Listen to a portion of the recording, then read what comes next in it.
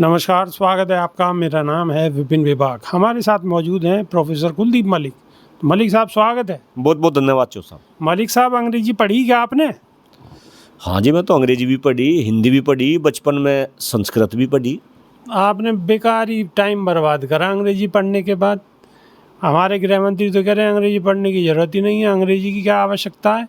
हिंदी इतनी मजबूत हो जाएगी कि पूरी दुनिया में हिंदी का भी डंका बजेगा। नहीं, देखिए गृह मंत्री जी क्या कह रहे हैं भाई, इस बात को सभी को गंभीरता से सोचना पड़ेगा। देखो, कोई साधारण आदमी नहीं कह रहा, देश के गृह मंत्री कह रहे हैं इस बात को। नहीं, तो मैं भी तो वही बता रहा। देखिए भाई, किसी भी देश को आगे बढ़ाने के लिए उसकी सभ्यता संस्कृति का बहुत बड़ा योगदान होता है। और अगर हम सभ्यता संस्कृति की बात कर रहे तो उसमें कहीं ना कहीं हमारी भाषा, हमारी भूषा, हमारा खान पीन आता है।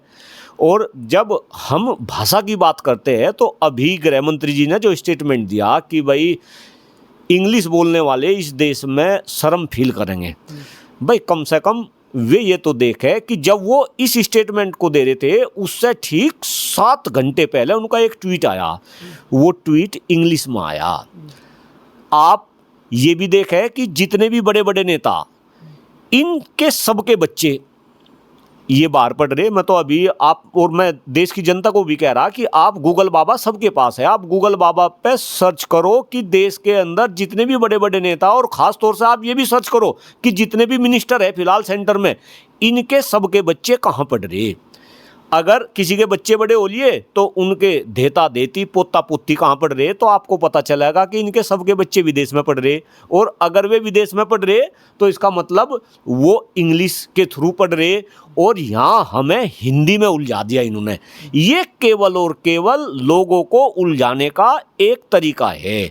मैं तो ये कह रहा कि अगर आप हिंदी की बात करते हैं, भाई आपके बच्चे हिंदी क्यों नहीं पढ़ते? आप अपने बच्चों को जो है इंग्लिश में क्यों पढ़ा रहे? और फिर मैं, चूंकि हिंदी की बात आ गई तो हिंदी के साथ साथ हिंदी तो जो है संस्कृत से आई। आप तो जो है अपनी सभ्यता संस्कृति को बचाने के लिए संस्कृत की भी बात करते थे, और वो संस्कृत कहाँ पे पढ़ाई जा रही? चौधरी साहब देखिए, बहुत गंभीर आंकड़ा मैं दे रहा, वो संस्कृत गुरुकुलों में पढ़ाई जा रही। और मैं यूपी के जिस जिले से आता हूँ, मुजफ्फरनगर जिले से आता हूँ, मेरे मुजफ्फरनगर जिले में चौधरी साहब 4 गुरुकुल है। 4 गुरुकुल में कम से कम हजारों की संख्या में बच्चे, और वे बच्चे भी बेचारे निम्न परिवार के बच्चे हैं। गुरुकुल में इनके नेताओं के, ब्यूरोक्रेट के बच्चे नहीं पढ़ रहे, उन गुरुकुल में पढ़ रहे गरीब के बच्चे। और 4 गुरुकुल में मुजफ्फरनगर में केवल और केवल एक सरकारी शिक्षक है। जरा ध्यान से सुने लोग, एक सरकारी शिक्षक।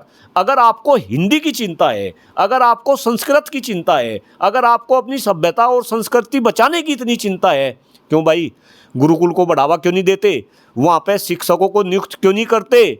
शर्म नहीं आती? आप देश की जनता को ही अब हिंदी में और इंग्लिश में उलझाओगे, असली मुद्दों की आप बात नहीं करेंगे। अपने बच्चे आप विदेशों में पढ़ाएंगे, आपके बच्चे इंग्लिश बोलेंगे, और गरीबों के बच्चों से आप किताब छीनने का काम करेंगे। चौधरी साहब, है किसी में हिम्मत? अभी यूपी में आपको तो पता, ये तो सरकारी विद्यालय भी जो है बंद करने की कवायद कर रहे। तो अपने आप में जनता इस बात को सोचे कि ये नेता खमा-खा के मुद्दों में आपको उलझा रहे। ये खुद इंग्लिश बोल लेंगे, खुद ये इंग्लिश खाना खावेंगे, ये चाउमीन खावेंगे, बर्गर खावेंगे, पिज़्ज़ा खावेंगे, और 8 PM भी पीवेंगे। और 8 PM में तो एक बात बताओ, इन्होंने तो नाश कर दिया चौधरी साहब, गांव-गांव में दारू के ठेके इन्होंने खुलवा दिए। और ये ठेके भी भारतीय जनता पार्टी की सरकार में, आप इनके आंकड़े देख लो कितने प्रतिशत। और ये फिर अपनी सभ्यता और संस्कृति की बात करें, क्या ये हमारी सभ्यता और संस्कृति का पार्ट है कि हर गाँव में मदिरा की दुकान खुली हो, और एक एक दुकान नहीं 3-3 दुकान खुली हो? चौधरी साहब, मैं आपको डंके की चोट पर आपके चैनल के माध्यम से इस बात को कह रहा, आप किसी भी गांव में चले जाओ, आप भी तो पश्चिम उत्तर प्रदेश से बिलोंग करो। पहले जो दारू की दुकान थी वो दूर दूर मिलती थी, आपको कस्बों में मिलती थी। अब इन्होंने गाँव गाँव में दारू के ठेके खुलवा दिए, और 3-3 उन पर लिखा रहेगा अंग्रेजी शराब की दुकान, देसी शराब की दुकान, और महा ठंडी बियर की दुकान एक गाँव में। और आप सभ्यता संस्कृति बचाने की बात कर रहे? अरे शर्म आनी चाहिए अगर आप इस तरीके से जो है लोगों को उलझाने का काम कर रहे हैं। मलिक साहब, ये महा ठंडी क्या होता है? ये लिखा देखा मैंने भी कि महा ठंडी बियर। चौधरी साहब, ठंडी तो हमने भी सुना, पर वहाँ ठंडी उस ठंडी से ज़्यादा ठंडी होती होगी, मुझे तो ऐसा लग रहा। लेकिन ये अपने आप में बहुत ही गंभीर विषय है भाई। आप एक बात देखो, आज युवा को रोजगार चाहिए, आज युवा को शिक्षा चाहिए, और आप युवाओं को क्या दे रहे? आप युवाओं को जो है दारू दे रहे, आप युवाओं को वहाँ ठंडी बियर दे रहे, आप युवाओं को ड्रग्स दे रहे। अरे देश के अंदर जितना भी नशा हो रहा वो सरकार की आंखों के नीचे हो रहा सारा का सारा। मुझे बताओ, अगर ड्रग्स का बच्चे सेवन कर रहे, बहुत गंभीर मैं इस इशू को उठा रहा, अगर आज बच्चे ड्रग्स का सेवन कर रहे भाई, अगर ड्रग्स प्रतिबंधित है तो वो ड्रग्स कहाँ से आ रहा चौधरी साहब? वो कहाँ से आ रहा? उसमें भी सरकार का कहीं ना कहीं प्रत्यक्ष या परोक्ष रूप से कहीं ना कहीं सरकार का हाथ है। तो लोग इस बात को समझे कि अमित शाह जी क्या कह रहे और उसके क्या अर्थ है। अच्छा, अमित शाह जी ने जो कहा कि अंग्रेजी वालों को शर्म आएगी, लेकिन ये उत्तर प्रदेश में स्कूल बंद होने की जो बात चल रही है, बंद करने का जो सिलसिला चल रहा है, तो उन स्कूलों में तो हिंदी में ही सारी पढ़ाई होती है, उसमें तो अंग्रेजी में होती ही नहीं है, तो फिर वो क्यों बंद हो रहे हैं मलिक साहब? बहुत ही गंभीर क्वेश्चन आपने करा, और इसके लिए मैं आपको जो है हृदय की गहराई से जो है बधाई दे रहा चौधरी साहब।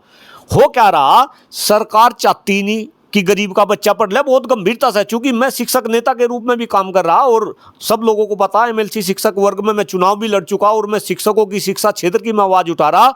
सरकार बिल्कुल नहीं चाहती कि इस देश में गरीब का बच्चा पढ़े।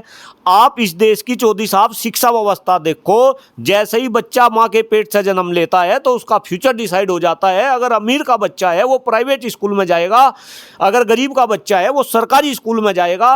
अगर सरकारी स्कूल में गरीब का बच्चा जा रहा, वहाँ पर वो सरकारी दलिया खाएगा, सरकारी खिचड़ी खाएगा। अमीर का बच्चा प्राइवेट विद्यालय में हॉर्लिक्स का दूध पिएगा, एसी क्लासरूम में बैठेगा, एसी बस में जाएगा। और जब दोनों बच्चे कंपटीशन के लिए आएंगे तो या सरकार पेपर लीक कर देगी। इस देश में 40-40 लाख रुपए में नीट के पेपर बिकेंगे। और अब जो बच्चा पढ़ ले था, कुछ परसेंटेज थी गरीब की, वो सरकारी में भी पढ़ लेता, अब इन सरकारी विद्यालयों को भी ये बंद करेंगे क्यों भाई? मुझे बताओ, जिन 80 करोड़ लोगों को आप मुफ्त में अनाज दे रहे, क्या वे प्राइवेट विद्यालय में पढ़ पाएंगे? क्या वे उतनी फीस दे पाएंगे? और आप हिंदी की बात कर रहे हैं, आपने बहुत ही गंभीर क्वेश्चन करा कि भाई हिंदी तो सरकारी विद्यालय में पढ़ाई जा रही है, आप हिंदी को बढ़ावा देने की बात कर रहे हैं, ऊपर से आप सरकारी विद्यालयों को बंद करने की बात कर रहे हैं, और आप उसके लिए अलग अलग तर्क दे रहे। आपको बताऊं जी, आजकल सोशल मीडिया पे एक स्टेटमेंट बहुत बड़ा वायरल हो रहा। जापान के अंदर एक सिंगल ट्रेन चलती है, और वो ट्रेन चलती है क्योंकि एक बच्ची उस ट्रेन में सवार होकर अपनी पढ़ाई करने के लिए विद्यालय में जाती है। एक बच्ची के लिए एक ट्रेन चल रही। और हमारे यहाँ फरमान आ गया कि जिस शैक्षणिक संस्थान के अंदर 50 से कम बच्चे हैं, वे सारे के सारे बंद करेंगे, उनका समायोजन करेंगे। और सबसे बड़ी बात ये कि सरकार इस तरीके से लोगों को समझाने की कोशिश कर रही, लोग इसी बात की तरफदारी करने लगे कि नहीं भाई सरकार तो ठीक कर रही, और अलग अलग तरीके की बात की सरकारी विद्यालय में जो है टीचर पढ़ाते नहीं, और ये तो वहाँ पे जो है काम नहीं करते। मैं तो ये कह रहा, सरकार एक ऐसा कानून क्यों नहीं बनाती कि जितने भी सरकारी कर्मचारी है वे सारे के सारे सरकारी कर्मचारी अपने बच्चों को सरकारी विद्यालय में पढ़ावे। जितने भी सरकारी कर्मचारी है वो अपना इलाज सारा का सारा जो है सरकारी अस्पताल में करावे। भाई डीएमओ, सीएमओ, पीएमओ सबके बच्चे सरकारी विद्यालय में पढ़े। चलो मलिक साहब, वीडियो हमारी थोड़ी लंबी हो जाएगी, अब हम बात को अपनी को यहीं विराम देते हैं। नई वीडियो में फिर आपसे रूबरू होंगे, तो क्योंकि वीडियो बहुत लंबी हो जाएगी, फिर दिक्कत आएगी। तो मलिक साहब ने जो मुद्दा उठाया, बहुत बड़ा मुद्दा उठाया, और इस पर गहन सोच विचार की सख्त आवश्यकता है, क्योंकि ये ज़मीन से जुड़ा हुआ मसला है, और इसमें आप, हम सभी लोग शामिल हैं।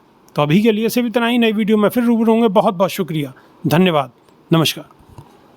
धन्यवाद साहब।